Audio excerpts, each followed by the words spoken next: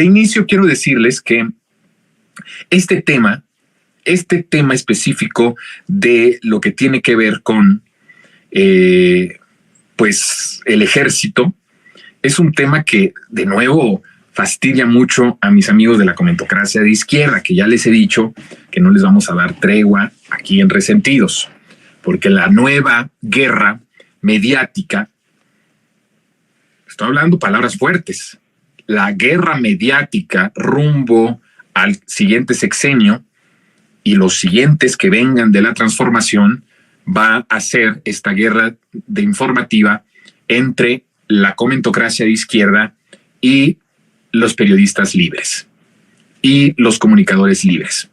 Y eso es algo de lo que vamos a profundizar en los siguientes meses. Vamos a llegar a hablar con nombres y apellidos de esta comentocracia de izquierda. Hay que enfrentarla. Cuando hablo de enfrentamiento, estoy hablando no de guerra, estoy hablando de enfrentar en las ideas, en el debate. Hay que abrir el espacio de los debates. Y en ese sentido, pues tenemos que tener bien identificados quiénes son estas personas, qué es lo que están pensando, qué es lo que están proponiendo, qué están en estos momentos diciendo que son mentiras. Ya hablamos de Julio Hernández, que está mintiendo. Bueno, no hay que permitir que la comentocracia de izquierda mienta.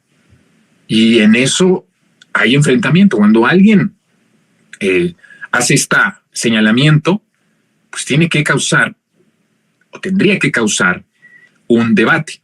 Mal haría la comentocracia de izquierda si se cierra el debate. ¿Qué fue lo que pasó con la comentocracia tradicional, la chayotera? Pues que nunca quiso debatir. Apenas ahorita nos dan espacios, ¿verdad? Que ha sido además el trabajo de muchos años. Digo, no me quiero poner la medalla, pero hay muchos que venimos empujando el que hoy se siente en una mesa de Foro TV. Por ejemplo, Renata Turrent, que además también es colaboradora, queridísima, mi amiga. Le mando un beso a mi querida Renata Turrent, y que además también es colaboradora de aquí de Sin Censura, y que ahora esté sentada ahí en Foro TV con la antipatiquísima de Denise Dresser, ¿verdad?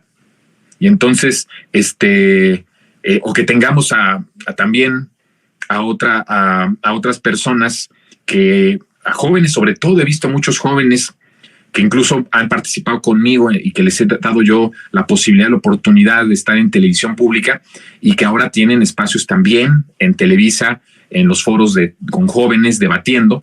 Bueno, eso no se logró porque Televisa de repente amaneciera y dijera, ay, miren, quiero que haya voz distinta a mis intereses. No, es un trabajo que hicimos muchos colegas, amigos y amigas que conozco y que hemos estado impulsando esta transformación desde nuestra trinchera, ¿no? No estoy hablando del nivel de López Obrador, evidentemente que no, pero sí respondiendo a ese llamado de López Obrador de abrir el debate, de hacer una revolución de conciencias, y nosotros creemos, las personas, los profesionales de la comunicación, del periodismo, creemos que es fundamental para la transformación del país la comunicación, el derecho a la información.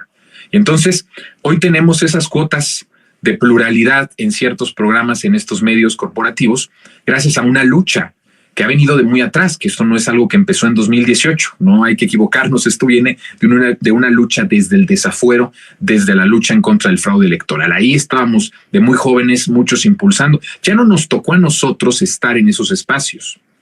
No nos tocó a esta generación, a muchos de nuestra generación, que luchamos porque hubiera más pluralidad en estos medios corporativos y que esa comentocracia tradicional no se cerrara al debate. No nos tocó a nosotros. Y de hecho creo que estuvo muy bien que no nos tocara a nosotros, porque creo que se está abriendo varios frentes de información libre, y hay muy dignos representantes con frescura, con mucha valentía, con mucho arraigo, con mucho vigor. Yo hablo mucho si se dan cuenta, hablo mucho de la capacidad neuronal, y ahora utilizo también el término del vigor neuronal. Y eso lo tiene mucha gente que está ahorita en esos espacios. Está bien que estén ahí. No importa que no nos haya tocado a nosotros. A nosotros nos está tocando estar desde otras trincheras. Pero esto es maravilloso. Por tanto tiempo, la comentocracia tradicional chayotera, pues se negó, y apenas hace 4 o 5 años que empezó la transformación con López Obrador, abrieron sus espacios para que hubiera ahí gente que pensaba y que pudiera tener argumentos distintos a sus intereses económicos, y eso hay que aplaudirlo. No es lo deseable, pero es lo que hay, y de eso a nada es mejor eso, ¿no? Entonces, la comentocracia de izquierda mal haría si también se cierra en sí misma como la derecha.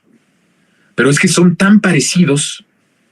Me duele mucho decir esto, hasta ofensivo es, oigan, a veces hasta siento, a veces veo las repeticiones y digo, creo que sí me pasé, porque suena ofensivo.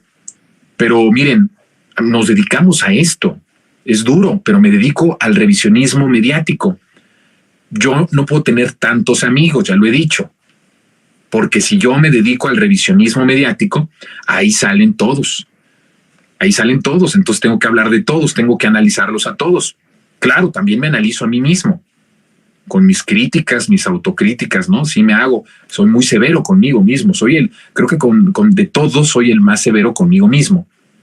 Pero me vengo dedicando a revisar el comportamiento de los medios en América Latina desde hace ya más de 6, 7 años, que no puedo tener tantos amigos. Entonces, a veces digo cosas que pueden sonar ofensivas, pero no son ofensivas. Es un diagnóstico periodístico. Y la verdad es que leyendo en un estudio de narrativas, de los tonos, de las palabras, de los mensajes, de la comentocracia tradicional con la de izquierda, son muy parecidos. Entonces, se parecen mucho y mal harían, pareciéndose más a esa comentocracia, que por sí ya se parecen mucho, al cerrarse, al ignorar que se tiene que abrir un debate y que no pueden ellos pretender ser intocables porque políticamente es incorrecto hablar de vacas sagradas del periodismo de izquierda de hace muchos años, ¿no? Yo no respeto edades. Se los digo porque he hablado de Carlos Monsiváis, que bueno, ya en paz descanse, pero que hago una crítica. No respeto edades, pues he hablado también de Elena Poniatowska, siempre respetuoso, pero diciendo no me parece el papel que ha jugado en los últimos años, porque no respeto en esencia la parte de la edad, respeto la parte neuronal. Y si hay algo que en lo neuronal no me parece, lo digo. Entonces, bueno, mal harían que se cerraran y que no debatiéramos. Pero a ver, está el hecho de las Fuerzas Armadas. La militarización. Creo que esto nos va a llevar también el monólogo de mañana, producción. Que me recuerden ustedes que mañana hay que afianzar más el tema. No nos va a dar tiempo, pero sí quiero darles solo una pequeña embarradita del punto. Pero es importante hablar de la comentocracia de derecha y de izquierda porque tiene mucho que ver con lo que vamos a abordar.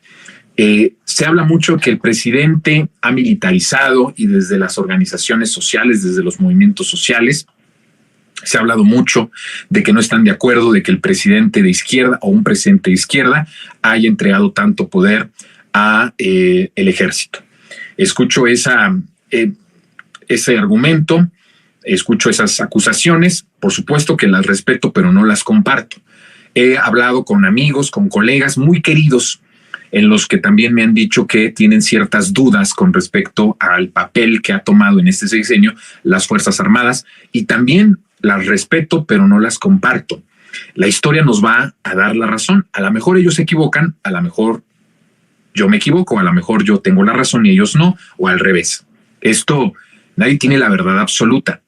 Estamos aprendiendo además que lo que decimos son, aunque sean análisis rigurosos y con toda la intención de libertad y de que podamos hacer un ejercicio más libre de nuestras opiniones y de nuestras referencias, no estamos absueltos, ¿verdad?, de equivocarnos. Entonces no hay perfección, somos seres humanos.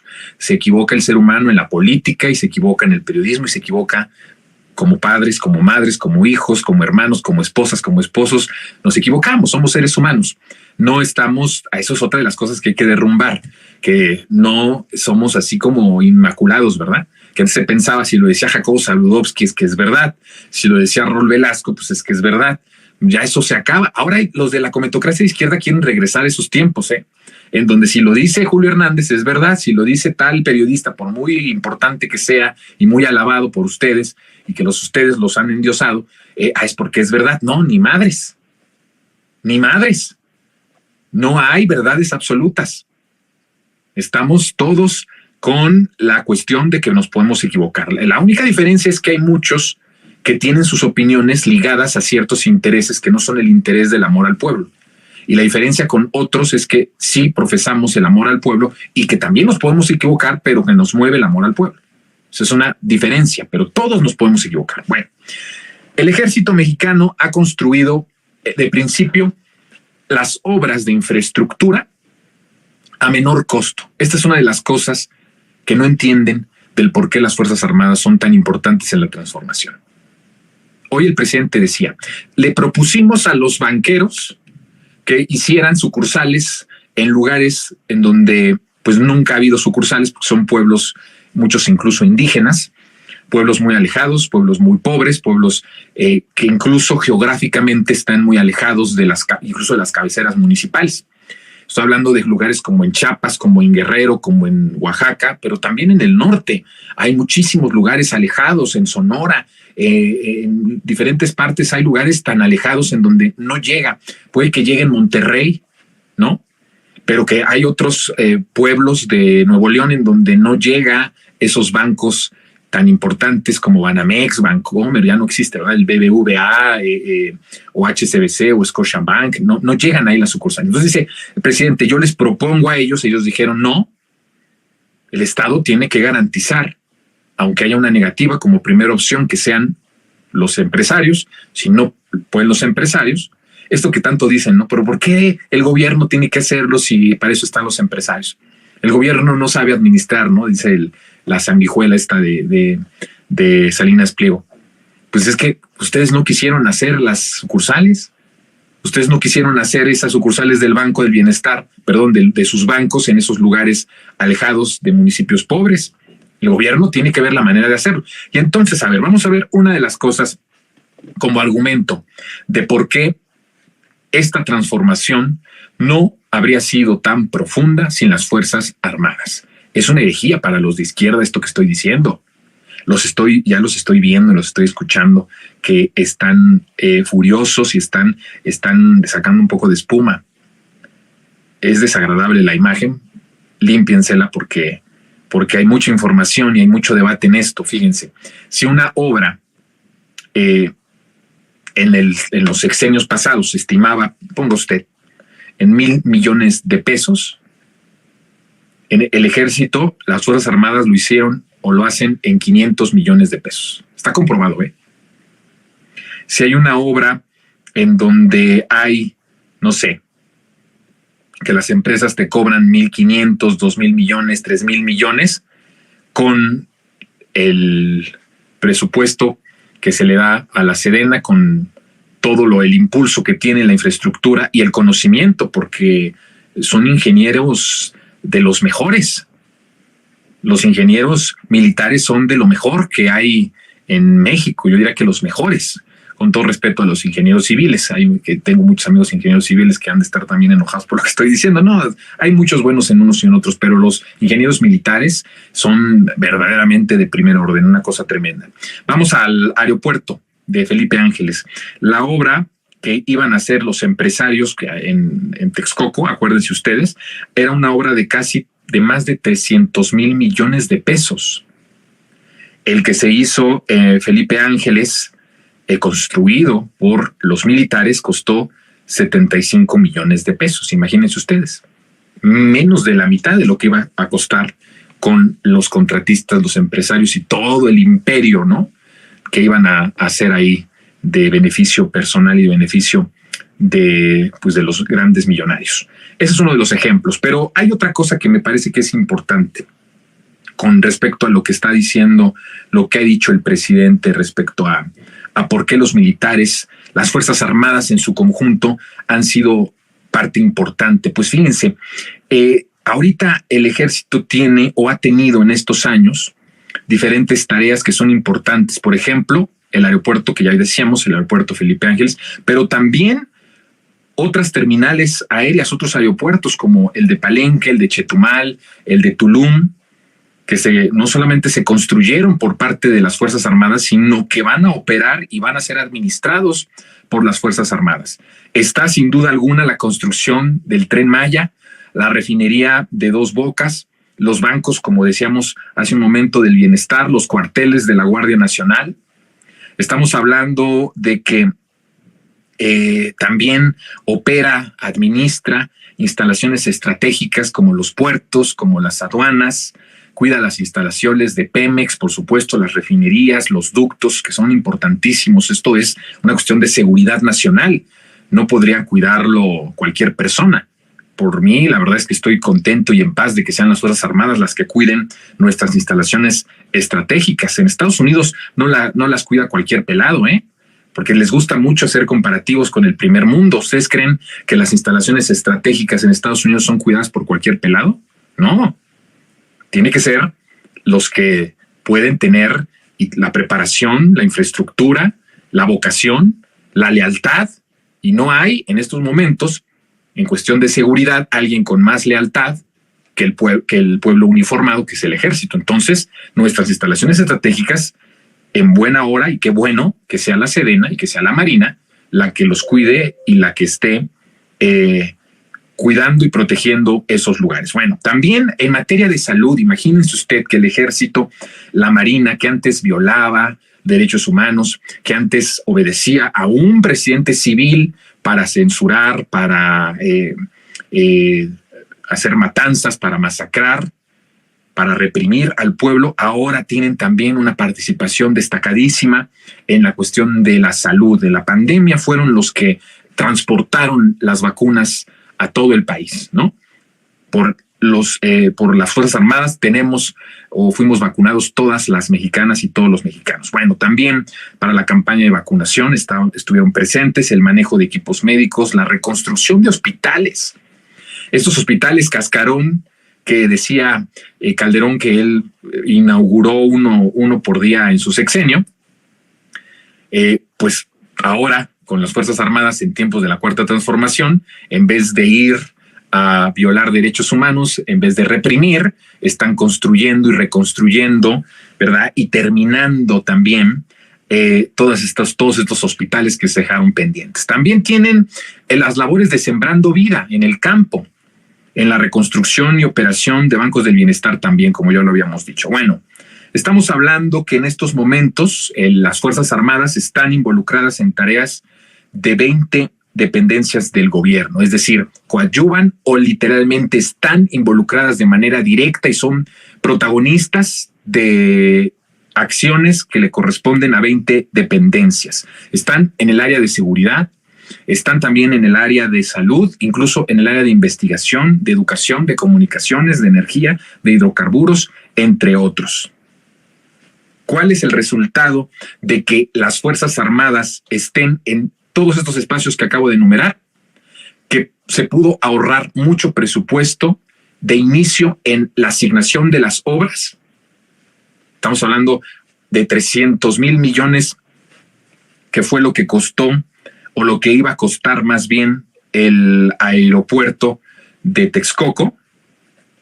Estamos hablando de 300,000 millones a 75,000 millones haciéndolo el ejército. Eso es más del 50% de ahorro. Pero además les doy otro dato. Hay otra cuestión. No solamente es el costo, la calidad es la misma o superior. También, eso hay que decirlo. No hay corrupción, porque hay una estricta vigilancia de los generales, de los que están a cargo de todo esto que acabo de enumerar por parte del presidente. Cuando hay intermediarios, cuando hay empresarios, en México ha sido la regla que siempre ha habido desvíos de recursos, contratos a sobreprecio o incluso dinero asignado, cantidades de miles de millones de pesos asignados sin que se inicien las obras pactadas o las obras licitadas o dadas de manera directa. Entonces, tenemos a unas Fuerzas Armadas que además tienen un control más estricto porque el presidente los vigila de manera más directa, pues es el comandante supremo de las Fuerzas Armadas, y entonces no hay corrupción. Se le tapa ahí la llave a la corrupción. Pero además, el ejército es muy honesto. Las Fuerzas Armadas tienen un sentido de honestidad bastante probado. Miren, les voy a dar un ejemplo de esto con cifras que me parece que son importantes. Nada más en la parte de, y aquí vamos a suspender el monólogo, vamos rápido a lo que sucedió con la refinería Dos Bocas. ¿Sabían ustedes que la refinería Dos Bocas es una de las obras mundiales, diría yo, de las obras más importantes a nivel mundial? que se han hecho en el mundo en décadas, ¿eh? O sea, no es poca cosa lo que estoy diciendo. Estamos hablando de que es un producto de un trabajo de miles de personas, de miles de trabajadores, con una supervisión, por supuesto, militar, pero que estuvieron inmiscuidas diferentes empresas. Y no solamente empresas conocidas como la propia ICA o el propio Samsung, que estuvo y que incluso dio reconocimiento a esta obra. No solamente ellos, sino que estamos hablando de algo maravilloso. 200, escuche usted, 200 empresas medianas y pequeñas de mexicanas y de mexicanos emprendedores en la zona sur-sureste del país que fueron contratadas para un servicio. Es una obra heroica del pueblo de México, de las Fuerzas Armadas en la supervisión, pero de empresas profesionales de calidad mundial también, que invirtieron, que prestaron el servicio, que hicieron cierta encomienda, cierta cuestión de tecnología, de todo lo que conlleva una refinería. Pero aparte de todo esto, se le dio contratos, trabajo a 200 empresas medianas y pequeñas de mexicanas y de mexicanos profesionistas o no, que tienen negocios y que tenían que ser proveedores de algo y que ayudaron a la construcción de la refinería de Dos Bocas. Y que, por supuesto, cuando digo ayudaron, pues claro, colaboraron, pero pagándoles, ¿no? El gobierno pagándoles por contrato. Antes se contrataba a las grandes empresas y se dejaba fuera a ellos que también hipócritas, que tanto hablan de las pymes y tanto hablaban de la ayuda, pues nunca en sus obras se beneficiaron a las pequeñas empresas. Dos Bocas es una construcción de una obra del pueblo, es una obra heroica del pueblo de México, en donde participaron las más grandes empresas y 200 empresas pequeñas que se integraron a diferentes áreas de la refinería, como almacenamiento, integración, edificación y urbanización. O sea, estuvieron involucradas en la edificación de Dos Bocas. Es algo maravilloso. Pero además hay otra cosa. ¿Sabe usted? Además que la refinería de Dos Bocas ha estado expuesta en todo el trayecto de su construcción en estos últimos 5 años a 50 auditorías. Ha sido de las obras más auditadas en la historia de México. Y en las 50 auditorías ha salido airosa, ha salido bien. Estamos hablando de un modelo de progreso, de construcción de obra que beneficia al pueblo de manera inmediata a la contratación de personal y de empresas, pero también que va a dejar a todo el pueblo de México con esta independencia que vamos a tener energética. O sea, es por donde quiera que usted lo vea, es una multiplicación de progreso en la construcción, en la edificación y ya terminado en lo que va a provocar para las siguientes generaciones. 50 auditorías, en todas ha salido bien la refinería de Dos Bocas. Es impresionante. Nunca antes se había auditado algo del tamaño de esto con tanta auditoría. Por todos lados han querido destruir esta obra. Le doy otro dato de por qué benditas Fuerzas Armadas en este proceso de transformación. Ya no sirve para matar al pueblo, que ya no sirven para reprimir al pueblo, que ahora sirven órdenes para el beneficio, para la edificación de la transformación del país. Además, otro dato que es impresionante es que el tamaño de la refinería Olmeca, que es una cosa impresionante, es una obra heroica y monumental, además, por eso hablo de que es de las obras más importantes del mundo.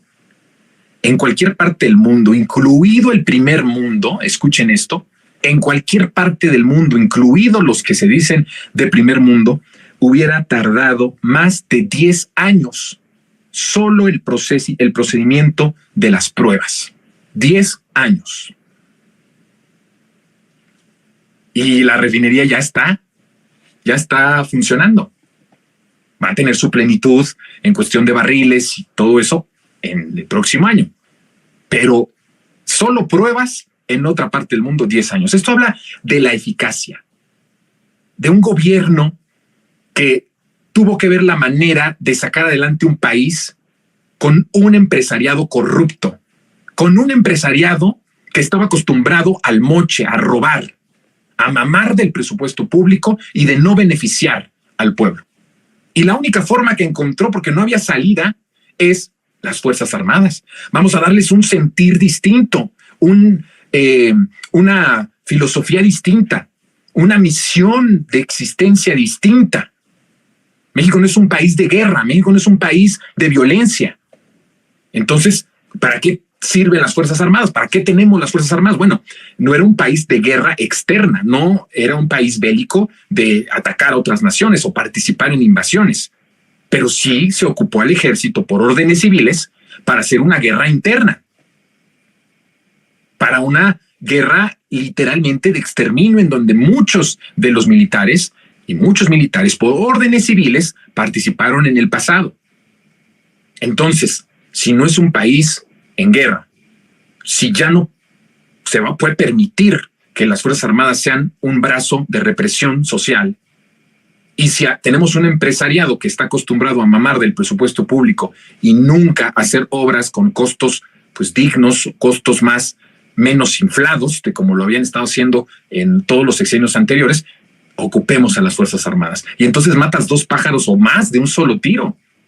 Les das un sentido humano, un sentido social, una vocación del pueblo, porque más bien dice el presidente, es un ejército que viene, a diferencia de otros ejércitos del mundo, incluso latinoamericanos, en el nuestro tiene una historia conectada a la Revolución Mexicana, a todos esos valores posrevolucionarios.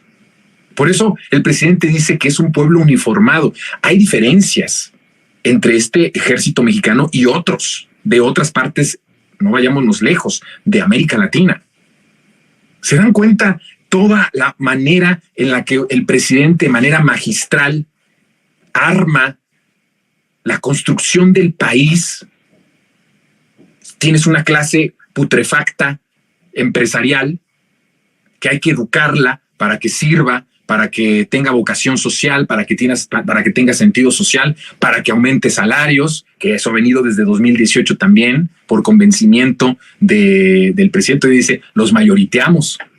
Solamente ha habido una vez en los que no han estado de acuerdo y los mayoriteamos. El sector obrero y el sector del gobierno le ganaron al sector empresarial y pues se la pellizcaron, ¿verdad? Tuvieron que aumentar el salario. Bueno, el presidente está reeducando. Escuchen esto. El presidente está reeducando a todos los sectores productivos, políticos, económicos, sociales del país. Y los está reeducando para darles un sentido social. Que el empresario sirva al pueblo. Que las Fuerzas Armadas, que antes eran brazos de represión, sirvan al pueblo. Que la clase política sepa que es servir al pueblo o no sirves. ¿Ven ustedes el nivel de transformación profunda a la que estamos llegando? Por eso digo, aunque se enoje la comentocracia de izquierda, benditas Fuerzas Armadas. Sin ellos no tendríamos lo que tenemos ahora. No tendríamos este ejemplo mundial de la refinería Olmeca. No podríamos presumir de lo que tenemos. Si tenemos estas obras de infraestructura detonantes de progreso, ha sido gracias a las Fuerzas Armadas. Hoy nuestras Fuerzas Armadas son cuerpos de paz, son cuerpos de progreso, son cuerpos de bienestar. No dudaría que en un futuro tendríamos que desaparecer como tal el nombre de Fuerzas Armadas y darles un nuevo nombre con una misión ya completamente de origen. Este fue el plan de López Obrador. López Obrador llegó a decir en algún momento, escribir en un libro, que no veía con cierta lógica la existencia de las Fuerzas Armadas como las entendíamos y como las habíamos visto en los últimos años. No es una idea que diga Jonathan está hablando pura tontería, no, el presidente lo ha propuesto en su proyecto de nación, habla de que las Fuerzas Armadas tendrán que tener un sentido distinto. Bueno, en el nombre siguen siendo Fuerzas Armadas, en el espíritu son cuerpos de paz, cuerpos de progreso, cuerpos de rescate literalmente, de auxilio, de ayuda al pueblo. Esa es la cuarta transformación. Somos tan fregones en la cuarta transformación que pudimos transformar un ejército que estaba acostumbrado a las órdenes del tirano presidente en turno, ahora a las órdenes del pueblo, sirviendo al pueblo y dándonos progreso con las obras, con las acciones. Benditas Fuerzas Armadas.